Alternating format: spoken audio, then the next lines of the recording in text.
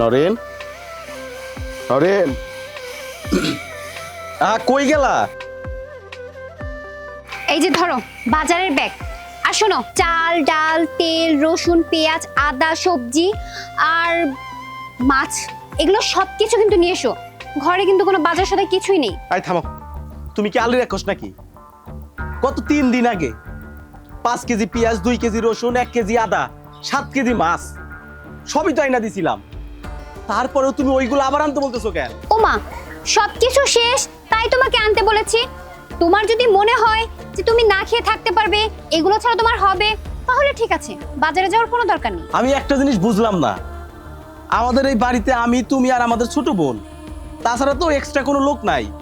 তাহলে এই বাজারগুলা যাই কই? যাই কই শুনবা ভাইয়া, তাইলে শোনো। মা এনে খারাপ দেখা কি করবো, নহক বাড়ির ভিতরে যাই। আই হারাম দাদা, বাড়িতে যাওয়া যাবো না, বাড়িতে গেলে বেজাল আছে। যদি পুচকি একটা আছে না, যদি দেহে তাইলে আবার তো জামার কাছে কইয়া দিব, ওরা আরেক বেজাল হবো, এই নিয়ে আবো, এই নিয়ে খারাই থাক।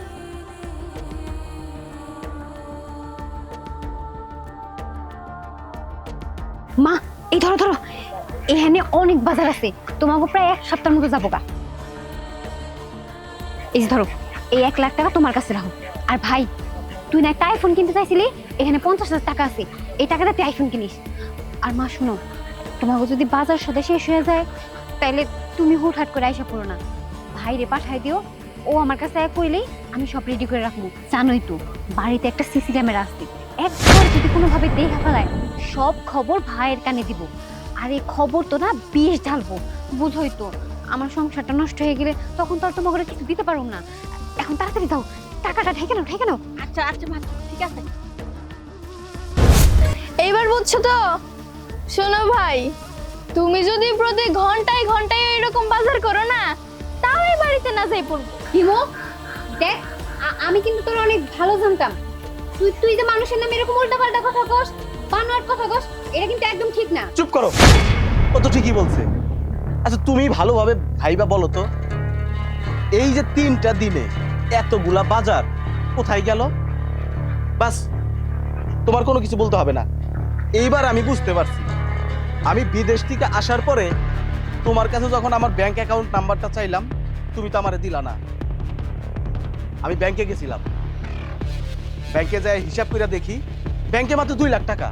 কি রে, আমি এতগুলা বছর বিদেশ কাটাইছি, সেই হিসাব অনুযায়ী আমার ব্যাংক অ্যাকাউন্টে 50 লক্ষ টাকা থাকা উচিত, কিন্তু সেই অ্যাকাউন্টে মাত্র 2 লক্ষ টাকা।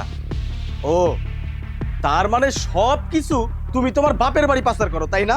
তুমি এভাবে রাগারাগি করতেছো কেন? আসলে আমি আমাদের ভবিষ্যতের কথা চিন্তা করছি। আমি কোনো পাচার করিনি, আসলে জমা রাখছি, জমা। চুপ করো, আর কোনো কথা বলবা না তুমি। তুমি কি ভুলে গেছো ওই যে উত্তরপাড়ার শফিক কাকা? সে 10 বছর দেশের বাইরে ছিল, তার ইনকামের সমস্ত টাকা তার বউয়ের কাছে দিছে। শফিক কাকাদের জয়েন্ট ফ্যামিলি, সেদিক চিন্তা করে তার বউ সমস্ত টাকা তার বাপের বাড়ি জমা দিছে। কেন দিছে? সুখে থাকার জন্য। অথচ দেখো, শফিক কাকা যখন টাকা চাইতে গেছে, তাকে লাথি দিয়ে বাড়ি থেকে বের করে দিছে। আচ্ছা, তুমি যে আমাদের পরিবারের সুখের কথা চিন্তা করে তোমার বাপের বাড়িতে টাকাগুলা রাখছো, এখন আমি যদি টাকাগুলা চাইতে যাই, তাহলে টাকাগুলা দিব? যদি দিত না, তাহলে অনেক আগেই দিত। আমি যখন দেশের বাইরে গেলাম, তখন তোমার মায়ের কাছে অনেক টাকা ছিল, কিন্তু কোনোভাবেই তোমার মা আমার সাহায্য করে নাই। সেই কথা তুমি ভুলে গেছো? বুঝতে পারছি, আসলে আমার অনেক বড় ভুল হয়ে গেছে। আমি ভাবছিলাম আমার বাপের বাড়িতে টাকাগুলো পাঠাইলে হয়তো পরবর্তীতে আমরা সবাই অনেক সুখে থাকতে পারবো। আমি আসলে অনেক বড় ভুল করে ফেলেছি, আমার মাফ করে দাও। ভাবি, ভুল তো সেই বুঝলেন, আগে যে বুঝাইতাম তখন তো বুঝেন নাই, কিন্তু এখন সর্বশান্ত হইয়া ভুল বুঝলেন, আমার ভাইয়ের জীবনটা শেষ করে দিলেন।